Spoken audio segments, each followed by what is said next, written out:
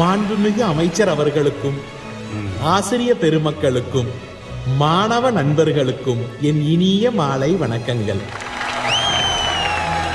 சென்ற வாரம் India today வெளியிட்டுள்ள தலைச்சிறந்த பொறியியல் கல்லூரிகளின் பட்டியலில் நமது கல்லூரி இந்தியாவில் 7வது இடத்திலும் தமிழ்நாட்டில் முதல் இடத்திலும் இருக்கிறது. இந்த பெருமைக்கு ஒரே ஒருவர் தான் காரணம்.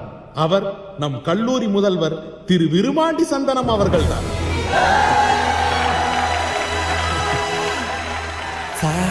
வாய் மட்டும்தான் அவனது, வார்த்தை எல்லாம் என்னது?